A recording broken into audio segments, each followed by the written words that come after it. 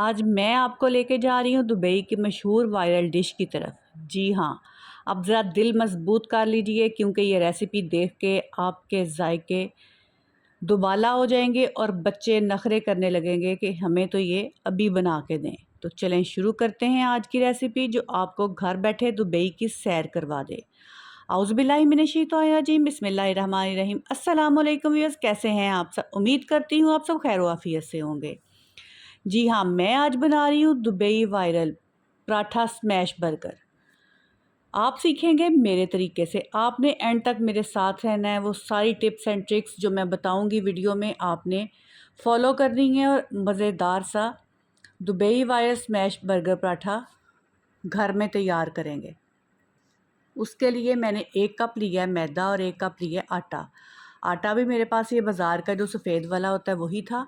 आपकी अपनी मर्ज़ी है, अगर आपने सारा आटा लेना है यानी कि 2 कप आटे के ही लेने हैं तो 2 कप आटा ले लें, 2 कप मैदे के लेने हैं तो मैदा ले लें। वैसे आटे से ज़्यादा पराठा जो है ना, जो इसके लच्छे तैयार होंगे वो मैदे के साथ होंगे।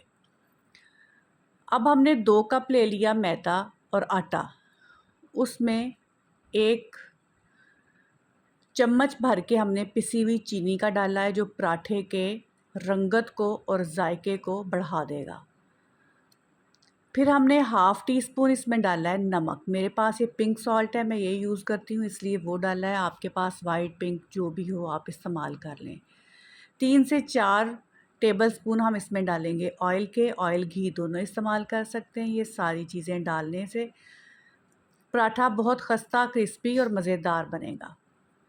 फिर हमने थोड़ा थोड़ा सा पानी डाल के, जिस तरह हम रोटी के लिए आटा तैयार करते हैं वैसे तैयार कर लेना है। अच्छी तरह से गूंदना है, ना बहुत नरम डो गूंदनी है और ना बहुत हार्ड गूंदनी है। इसको हमने रख दिया रेस्ट के लिए आधे घंटे के लिए फ्रिज पे। और अब दूसरी साइड पे हम तैयार कर रहे हैं बर्गर पैटी जो इस रेसिपी की जान है।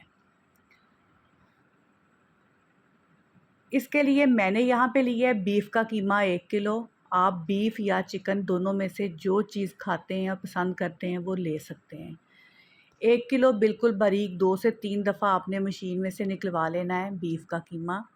इसमें अगर फ़ैट हो तो हमें एक्स्ट्रा कोई भी ऑयल या घी डालने की ज़रूरत नहीं पड़ती बर्गर पैटीज़ में, लेकिन मेरे पास ये खाली गोश्त वाला कीमा था, इसमें फ़ैट नहीं था।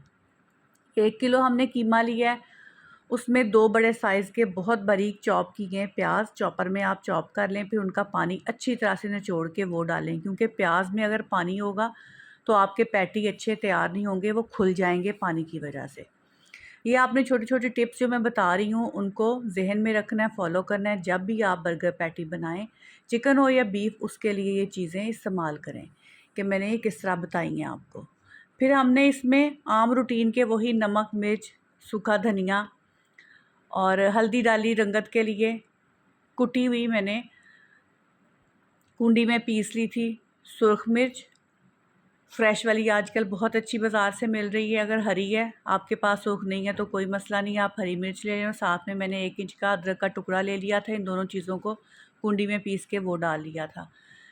फिर हमने इसमें डाला चिकन पाउडर 1 टीस्पून, ज़ीरा डाला हाफ़ टी स्पून, और थोड़ा सा हमने इसमें डाला है बाज़ार का जो मिलता है चपली कबाब का मसाला, 2 टीस्पून समझ लें, वो डाल दिया। फिर हमने इसको बाइंडिंग के लिए 3 टेबलस्पून डाल लिए घी के, और 3 टीस्पून हमने इसमें डाला है कॉर्नफ्लोर का। आप बेसन भी डाल सकते हैं, कॉर्नफ्लोर भी डाल सकते हैं। ये सारी चीज़ें डालने से हमने अच्छी तरह से इसको इतना मिक्स करना है, इतना जिस तरह आटा गूंदते हैं ना, जितना मसल सकते हैं इसको अच्छी तरह से मसलेंगे, गूंदेंगे। और हरा धनिया भी डाला था जिससे रंगत इसकी बड़ी प्यारी सी आएगी, देखने में बहुत अच्छा लगेगा। आपने इस आटे को तो हमने गूंद के आधे घंटे के लिए फ्रिज में रख दिया था। आपका अगर जहन बन रहा है कि हमने आज ये वाले स्मैश बर्गर पराठे बनाने हैं तो उसके लिए आप सुबह ही ये कीमा तैयार करके फ्रिज में रख लें। कीमा भी मैंने तैयार करके फ्रिज में रख लिया था। फिर उसको हमने निकाला है, पैटी वाला मोल्ड था मेरे पास, मैंने उसके साथ तैयार की है पैटी। अगर आपके पास नहीं हो तो आपने परेशान नहीं होना, हाथ से या घर में किसी भी डब्बी का ढक्कन लेके उसके ऊपर शॉपर चढ़ाएं और बड़ा ही अच्छा सा आपके पास एक पैटी तैयार हो जाएगा। अब फ्राई पैन हमने रखा, पहले पैटी सारे मैंने फ्राई पैन में इस ही डाल के रख दिए बगैर घी के। जब हल्का हल्का सा सेक लगना शुरू हो गया, चटकने लग पड़ा कीमा, तो फिर मैंने इसमें घी डाल दिया। नॉन स्टिक पैन का ये फ़ायदा होता है कि इसमें नीचे चीज़ नहीं लगती। आप लोहे के पैन में भी बनाएंगे तो पहले इनको हल्का सा स्टीम कर लें ताकि कीमे का कच्चापन ख़त्म हो जाए, फिर घी डाल के इसको गोल्डन फ्राई कर लें। हमारे कबाब फ्राई हो रहे थे, दूसरी साइड पे मैंने पेड़े बना के रख लिए। पेड़े बना के जब रखे तो 10 मिनट का रेस्ट दिया हमने पेड़ों को। जितना हर स्टेप पे हम रेस्ट देंगे आटे को, उतने ही मज़ेदार और क्रिस्पी लच्छे इसके तैयार होंगे पराठे के। पराठे के लच्छे बनाने के लिए तो बहुत से तरीके हैं, लेकिन वायरल आजकल ये वाला स्ट्रिप्स वाला तरीका हो रहा है, इसलिए मैंने भी ऐसे ही बनाए। हमने लंबाई में एक रोटी बेल ली, रोटी बेलने के बाद इसको पिज़्ज़ा कटर से या नाइफ़ से बारीक बारीक सी स्ट्रिप्स काट लें, फिर उसके ऊपर घी लगा लें। बहुत से लोग घी में कॉर्नफ्लोर या मैदा मिक्स करके भी लगाते हैं, लेकिन मैंने सादा घी लगाया था। लगाने के बाद इसका लंबा सा एक हमने लंबाई में रोल कर लिया, करने के बाद और इसको फ़ोल्ड करके पेड़े बना लिए। रोटियां सारी मैंने लंबाई में बेली थी ताकि हमारे अच्छे से लच्छे वाले पराठे तैयार हो सकें। फिर हमने एक डिब्बे में ऑयल डाल लिया। डालने के बाद ये पराठे जो जो मैं बनाती जा रही थी वो इस ऑयल में डालती जा रही थी, क्योंकि हमने इसमें खुशक आटा बिल्कुल नहीं लगाना। अगर खुशक आटा लगाएंगे या बेलन से बेलेंगे तो ये जो हमने इसकी परतें तैयार करनी है, लच्छे तैयार करने, वो बिल्कुल ख़त्म हो जाएंगे। दूसरी साइड पे हमारे कबाब बिल्कुल तैयार हो चुके थे। हमने उसके ऊपर एक एक चीज़ स्लाइस रखा और इसको फिर ढक के रख दिया ताकि चीज़ भी अच्छी तरह से मेल्ट हो जाए। अब जो सबसे पहला पेड़ा हमने तैयार किया था उसको लेना है और इस हाथ के साथ ही हमने इसको प्रेस करके बड़ा करना है। इसको बिल्कुल भी हमने बेलन इस्तेमाल नहीं करना। अगर बेलन इस्तेमाल करेंगे वो थोड़ा ज़ोर से प्रेस होगा तो इसके जो लच्छे हैं वो सारे आपस में चिपक जाएंगे। हमने यहाँ पे ऑयल या घी में ही ये पेड़े को तैयार करना है, इसमें खुशक आटा बिल्कुल भी इस्तेमाल नहीं करना। अब ये फ्राई पैन मैंने एक और रखा था पराठे फ्राई करने के लिए। जैसे ही वो गर्म हुआ हमने एक एक करके पराठा इसमें डालते गए और बहुत हल्का हल्का सा घी लगा के इसको हम फ्राई करते गए। जब मुकम्मल फ्राई हो जाएगा तो इतना प्यारा इसका गोल्डन कलर आता है। ये जो कलर आता है ये चीनी डालने से आता है, इसलिए आपने जब भी ये वाले पराठे बनाने हैं चीनी डालना बिल्कुल भी स्किप नहीं करना। अल्हम्दुलिल्लाह हमारे पैटी भी तैयार हो चुके थे और पराठे भी तैयार हो चुके थे।